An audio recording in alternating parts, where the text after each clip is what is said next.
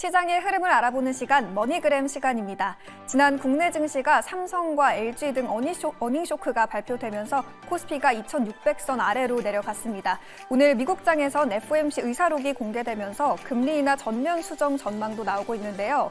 이렇게 매일 뒤바뀌는 혼란스러운 시장 속에 오늘은 또 어떤 전략 챙겨봐야 할지 바로 짚어봐야겠습니다. 오늘도 정말 다양하고 알찬 코멘트들 준비되어 있는데요. 오늘은 어떤 매니저가 또 어떤 조언 남겨주셨을까요? 오늘의 머니그램 코멘트 바로 확인해 보도록 하겠습니다.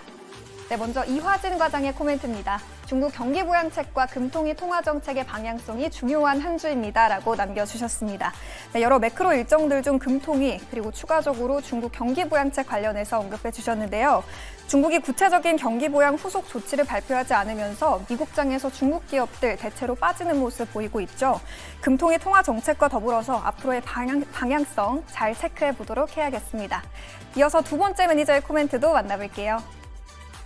네, 송률 매니저입니다. 신규 수주와 실적 기대감이 있는 헬스케어에 주목해보세요. 곧 중국 회피 물량이 쏟아질 거예요 라고 남겨주셨습니다. 네, 헬스케어 섹터가 나왔는데요. 코리아 밸류업 지수에서 이 밸류업 지수의 상승을 주도할 업종으로 헬스케어 섹터가 나오기도 했습니다.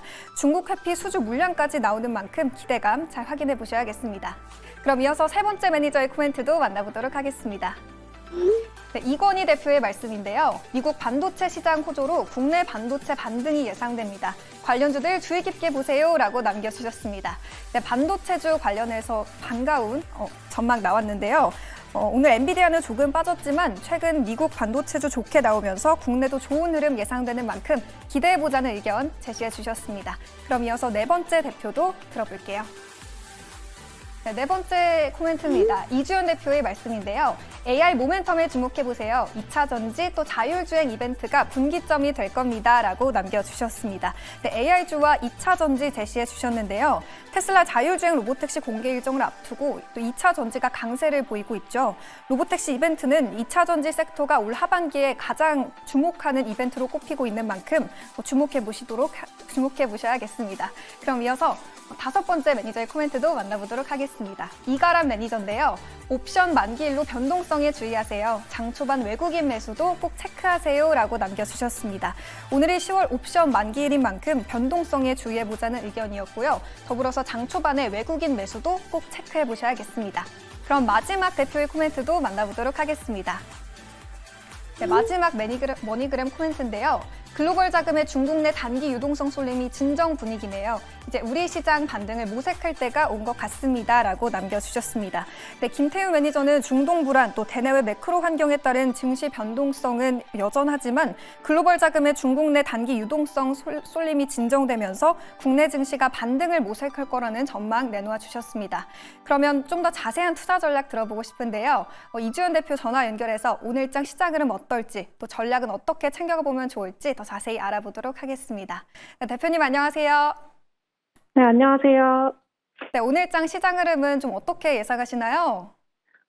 일단은 우리 어제 쉬는 동안 미국 증시 흐름이 굉장히 좋았었습니다. 특히 어제 엔비디아가 4% 급등하고 나서 오늘은 좀 강보합에서 쉬어가는 흐름을 보이긴 했습니다만 일단은 블랙엘 수요라던가 블랙엘 매출이 빠르게 늘고 있고 그리고 더 기대감을 가져볼 수 있다라는 그런 전망들이 나오면서 여전히 긍정적인 내용들이 이어지고 있습니다. 특히 TSMC 매출이 상당히 잘 나왔는데 9월 매출이 전년 대비해서 39% 넘게 상승을 했습니다. 그 가이던스를 돌파를 한 거고요. 사상 최고치 분기 매출을 기록을 했습니다. 연간 가이던스도 돌파를 할 걸로 지금 현재 예상을 하고 있고요. 그래서 이런 견고한 좀 기술주들의 흐름에 힘입어서 필라델피아 반도체 지수도 어제 1% 넘게 상승 마감을 했습니다. 그래서 결국에는 AI 반도체 기대감이 좀 지속이 되고 있다라는 것들은 우리나라 증시에도 좀 긍정적이라고 보고 있고요. 그래서 오늘 우리 증시는 좀 양호한 상승으로 좀 출발할 걸로 예상을 하고 있습니다. 다만 이후의 상승폭은 좀 외국인들의 수급이 얼마나 좀 받쳐주느냐, 좀 들어와주느냐 이게 좀 결정을 할 걸로 보고 있고요. 다만 여전히 어제 미국 증시 안에서도 메모리 반도체들은 좀 약세를 보였었거든요. 되게 좀 차별화가 진행이 됐다라는 점에서 우리 지수의 상단을 제한하는 요인으로 작용을 할 걸로 보고 있습니다. 그래서 지금 현재는 좀 유동성이 많이 부족한 시장이고 그렇기 때문에 거의 개별적인 호재 그리고 개별적인 이슈나 이런 모멘텀에 좀 주목을 하는 그런 하루가 되지 않을까라고 생각을 하고 있습니다. 호재가 있는 업종별 그리고 종목별 차별화가 진행이 될 걸로 예상을 하고 있기 때문에 관련해서 호재나 이슈가 있는 종목들 그리고 업종들 중심으로 좀 관심 있게 보셔야 되지 않을까 생각을 하고 있습니다. 네, 업종별 또 종목별 차별화 장세가 예상되는 만큼 개별 호재 모멘텀에 주목해보자라는 코멘트 체크해봤습니다. 그렇다면 오늘 장을 이겨낼 수 있는 투자 전략은 뭐가 있을까요? 일단은 AI 반도체 그리고 2차 전지, 바이오 이렇게 좀 새 업종 중심으로 여전히 대응이 필요하다라고 생각을 하고 있고요. 반도체 같은 경우에는 지금 여전히 좀 HBM 관련한 그리고 AI 관련한 기업들의 관심을 좀 지속해야 될 것 같습니다.